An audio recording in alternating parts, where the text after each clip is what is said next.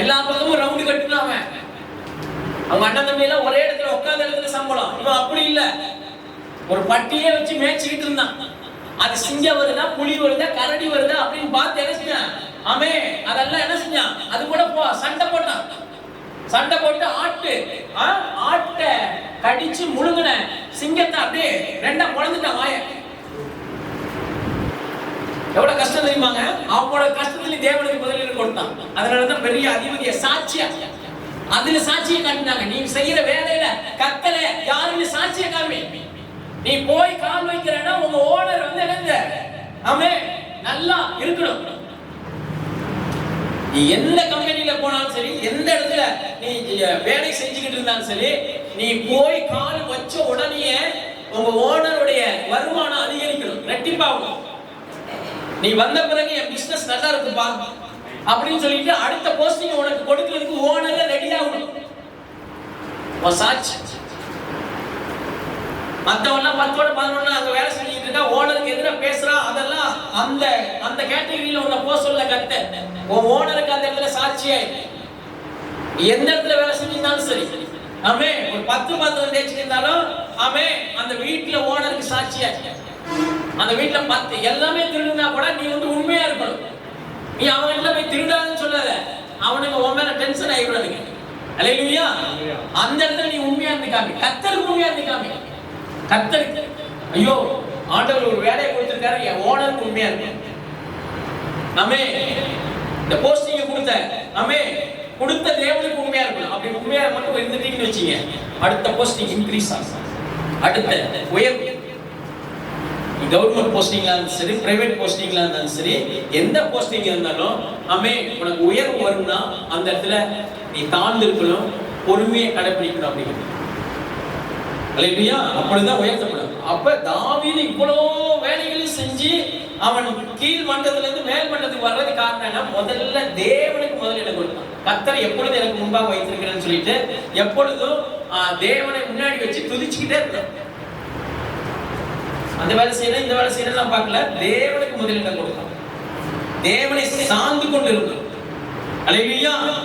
அதனாலதான் சொல்ற பாருங்க, ஆமே அவரை ஜனக்கூட்டத்துக்கு சாட்சியாகவும் ஜனங்களுக்கு தலைவராகும். ஜனங்களுக்கு என்ன செய்யலாம்? முதல்ல என்ன சாட்சியா வைக்கிறது. கிறிஸ்தவ ஆவிக்குரியவன் ஜெபிக்கிறவன் தேவனோடு இருக்கிறான் அப்படின்னா முதல்ல சாட்சி, கர்த்தரிட்ட சாட்சி. ஆமே கர்த்தரிட்ட சாட்சி. அடுத்தது நீ வேலை செய்கிற இடத்துல உலகத்துல சாட்சி, உன் குடும்பத்துல சாட்சியா இருக்கு. மத்தவன் அப்படி இருக்கானே அப்படின்னு சொல்லிட்டு அந்த வாழ்க்கையில நம்மளுக்கு கர்த்தர் என்ன சொல்லியிருக்கிறார் அந்த வாழ்க்கையில நம்மளுக்கு அல்லேலூயா. உலக வாழ்க்கையில அறகுற வாழ்க்கை அல்லேலூயா, அதெல்லாம் வாச்சா போச்ச மாதிரி, அது நினைக்காத, அது பொய். அல்லேலூயா. நீ இருக்கிற இடத்துல உண்மையா இருக்கு அப்படிங்கிறது. நீ சோதம் குமாரனே இருந்தாலும் ஆமே நீதிமானா இருக்கு அப்படிங்கிறது. அல்லேலூயா. ஆமே அங்க உள்ள ஜனங்களுக்கு ஜெபிக்கிறவனா என்ன செஞ்சாங்க? ஆபிரகாம் என்ன செஞ்சாரு? அங்க ஜெபிச்சு காப்பாத்துங்க ஆண்டவனே. இல்லங்க நீ யாரு? நீ உன் சொந்தம் தானே உள்ளார மாட்டிக்கிட்டு இருக்க, அவனை மட்டும் வெளியில கொண்டு வர அப்படிங்க. ஆமே என்ன செய்யறது? லோத்துவை தூக்கி வெளியில கொண்டு வர, அதை எல்லாத்தையும் அழிச்சிட்டாரு. அப்ப உன் சொந்த பந்தங்கள் எந்த விதத்துல இருக்கோ ஜோமன், அதுல தப்பிக்கிறவன் தப்பிக்கலாம், இல்ல லோத்து மாதிரி பின்னாடி திரும்பி பார்த்து மாற்றவும் மாட்டிக்கலாம். அல்லேலூயா. அதான் சாட்சியாகவும் ஜனங்களுக்கு தலைவராகும். ஜனங்களுக்கு தலைவராகும். யாருக்கு தலைவரா? அந்த கூட்டத்துக்கே தலைவனா கர்த்தர் மாத்துறதுக்கு ரெடியா இருக்கு. மாத்துறது, தலைவராக்குறது, உயர்த்துறதுலாம் அவருடைய வேலை. நீ உண்மையா இருக்கிறது மட்டும்தான் உன் வேலை. எங்க இருந்தாலும் சரிங்க, கடவுளுக்கு முதலிடம் கொடுக்குற அப்படின்னா அந்த இடத்துல உண்மையா உண்மையை தான் பார்ப்பேன். கொஞ்சத்தில் உண்மை உள்ளவன்னா அநேகத்தின் அதிகாரியா மாற்றும் அப்படிங்கிறது. தாவீது அதிகாரியா ஜனங்களுக்கு தலைவராகவும் அடுத்தது அதிபதியாகவும் ஏற்படுத்தினேன். என்ன பண்றானா? அதிபதி ராஜாவாகிட்டார். இங்கிருந்து முதல்ல நம்ம சாட்சியில இருந்து ஆரம்பிக்கிறோம். தேவனுக்கு எந்த அளவுக்கு நம்ம வந்து நேரத்தை ஸ்பெண்ட் பண்றோமோ, பயன்படுத்துறோமோ, கொடுக்கிறோமோ. அல்லேலூயா. பணத்தை கேட்கல, நம்முடைய உழைப்பை கேட்கல, நம்முடைய வருமானத்தை கேட்கல. ஆண்டவர் வாடகை மாசம் வீட்டு வாடகை கட்டுறாங்க, அந்த மாதிரி தான் கேட்கல. எனக்கு மாசம் இவ்வளவு கொடுத்துடணும் அப்படின்லாம் கேட்கல. அல்லேலூயா.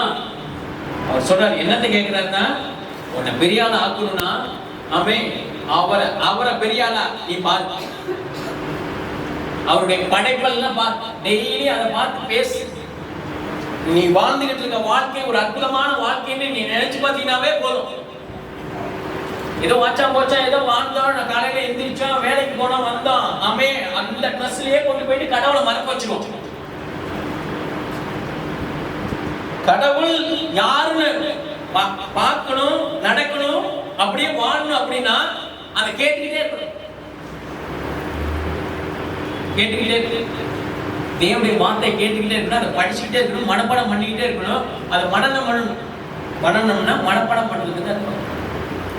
எந்த ஒரு காரியத்தையும் இந்த இருதயத்துக்குள்ள ஏத்தாம வாழ்க்கையில ஜெயிக்கவே முடியாது. படிப்பு இருதயத்துக்குள்ள ஏத்தனாலதான் நல்ல ஒரு போஸ்டிங்ல இன்னைக்கு கொண்டு வந்து வச்சிருக்கிறார் எல்லாருமே. அப்படி தேவனுடைய வார்த்தை எந்த அளவுக்கு இருதயத்துல ஏதோ அங்க உன் பொக்கிஷம் சொல்ற, என்ன நினைக்கிறியோ அதன்படியே உன் வாழ்க்கை இருக்கும் அப்படிங்கிற அதான் சொல்ற. தலைவராகவும் ஏற்படுத்தியிருக்கீங்க. கொலேசியர் 1:6 274 பக்கத்துல அந்த நம்பிக்கை குறித்து நீங்கள் முன்னமே சத்திய வசனமாய் சுவிசேஷத்தினாலே கேள்விப்பட்டீர்கள். எந்த நம்பிக்கை? நம்ம ஆண்டவருக்குள்ள வர்றதுக்கு ஒரு நம்பிக்கையின் வழி, ஒரு வழிகாட்டுதல் குறித்து நீங்கள் முன்னமே சத்திய வசனமாகிய சுவிசேஷத்தினாலே, சத்திய வசனம் கேள்விப்பட்டு சத்திய வசனம் சுவிசேஷத்தினாலே கேள்விப்பட்டீர்கள். ஆமே, வசனத்தினாலதான் கேள்விப்பட்டோம். இயேசுங்கிறவரை இந்த வசனத்தை ஒருத்தர் நம்மளுக்கு போதிச்சனாலதான் கேள்விப்பட்டோம். அப்ப கேட்டுக்கிட்டே இருக்கணும், வார்த்தைய தேவனுடைய வார்த்தையை சாப்பிட்டுக்கிட்டே இருக்கணும் டெய்லியும். அல்லேலூயா.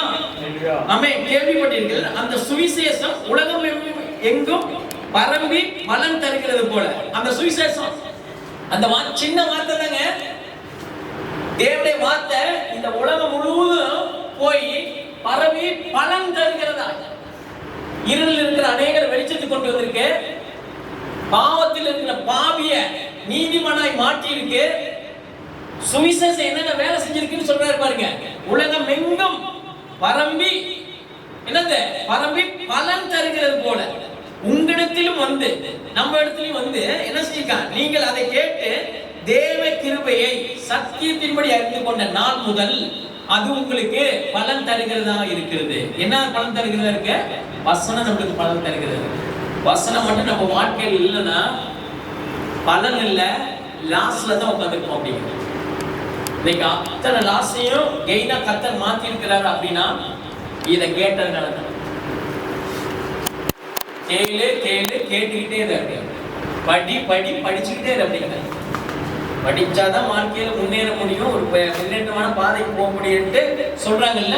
அந்த படிப்புக்கு உண்டான ஞானத்தை கொடுக்கிறதே அவருதான்.